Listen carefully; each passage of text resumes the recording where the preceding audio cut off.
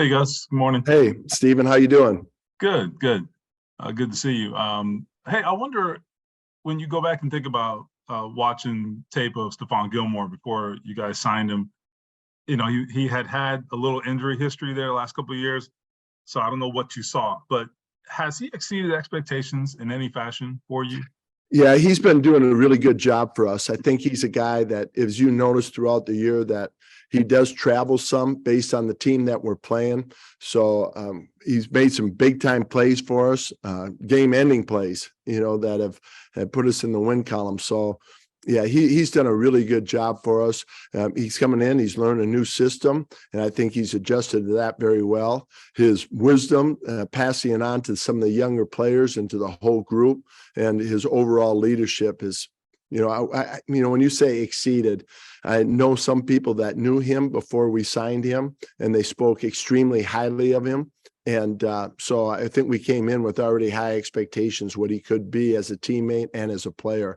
And he's done a great job with that. The one thing I observe is that, in those tough situations, sometimes corners panic and they grab or they do something. He never seems to panic. I mean, No. Where does that come from? That composure? You know what? It's unique because we've talked about his background, and, I know his dad is very influential in his life and challenged him. He's a guy that likes to be uncomfortable, and put in challenging situations. And he just has great poise whenever those situations are called upon him. Joel Erickson. Hey, Gus.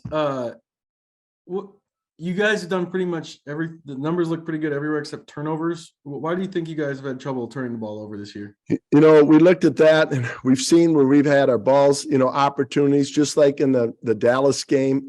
Gilly had the one, and then a couple plays later, he did get the pick. So we've had some opportunities. I don't think we're being as aggressive as we can sometimes on second man in and taking shots at the ball. So, there for a couple of weeks there, we were good, and then it tailed off. So that's going to be a big emphasis point for us this week.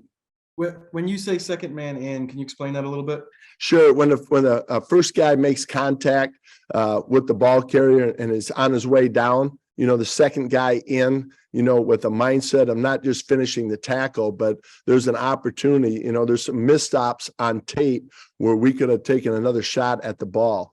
And, I think Bobby had one against New England, when the ball carrier was on his way down. And we just got to have a better mindset towards that, or be more aware of that there's some opportunities there that maybe we're not taking full advantage of. Mike Chappell.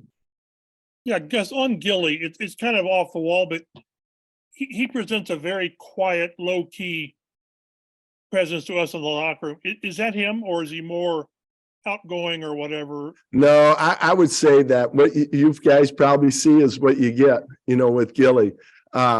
He's one of those guys when he talks, like we'll have him break down the defense, and something's, everybody's paying real close attention to what he has to say. And it's not a quiet, 2-word conversation. I mean, he shares some wisdom with them and through his past experiences. So very engaging when you go up and visit with them and talk to him about some things. But, I think you got initiated a little bit with him.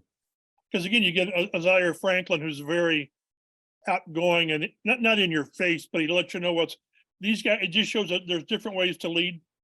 Oh, there is. There's no doubt. And I think, being around different players in the league, there's different personalities.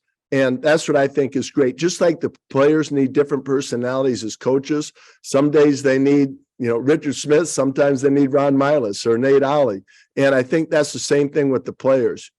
Zaire brings that emotional confidence, get in front of the whole group. This is how it's going to be done, and has no issue with that, and Gilly does the same thing, but it's done in a little bit different way, but they're both talking about the standard that is expected. Thanks, Gus. Nate Atkins. Hey, Gus, I feel like when that conversation about turnovers, it kind of applies pretty well to Isaiah Rodgers, who's having a really nice year, but the one thing that's kind of not been there for him is turnovers. And, he really believes highly in his ball skills. He was close against the Cowboys Is there anything more you guys can do to kind of get him, I guess, closer to the ball and more of those opportunities, or how do you kind of work through that? Well, I think it's, the term that we're going to use is about getting greedy.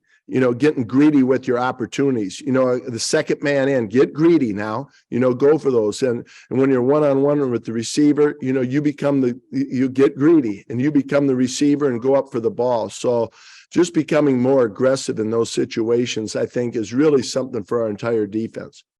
Just to follow up, how do you think Isaiah's season has gone from when, he's kind of earned more playing time, and how do you think he's handled it? Well, I think you hit it. In practice, we're seeing the ball skills. In practice, we're seeing, his ability to judge the ball, make plays on the ball, and come up with interceptions. So we feel like because of that, it will transfer to the game, given the opportunities. So he's done a good job. He's played real solid for us. And, his speed, I think, is unmatched on our defense. He's got tremendous speed and tremendous ball skills. So we're going to count on him these next 4 games. Last one here, James Boyd. Gus, obviously Justin Jefferson is one of the most talented offensive players in the league. I guess, what do you see from him just when you're watching the film? And then also going back to Gilly, I guess, how beneficial is to have a guy like him of his status to kind of help just keep a guy like that, caged in? Well, first of all, the Vikings, watching them now all during their bye week and then again now this morning, extremely talented. I think they do a tremendous job with the run and the pass game. Their run game is they do a great job with it. And because of it, it presents issues in the passing game. There's a lot of one-on-ones. And when you're going to have one-on-ones like that, then your corner's got to stand up. And, so that's what we're going to ask of those guys. Obviously, we got to do some things to help them. But, a guy like Jefferson, he's a tremendous player. We've been facing a couple of good ones lately now. And, he ranks right there now. He is extremely talented. He can get 200 yards on you in a hurry. And, they find creative ways of getting the ball. He's a great route runner, catches the short ball, can turn that into big gains, the deep ball. And, it's got that same ball skills and athleticism that you see in great wide receivers.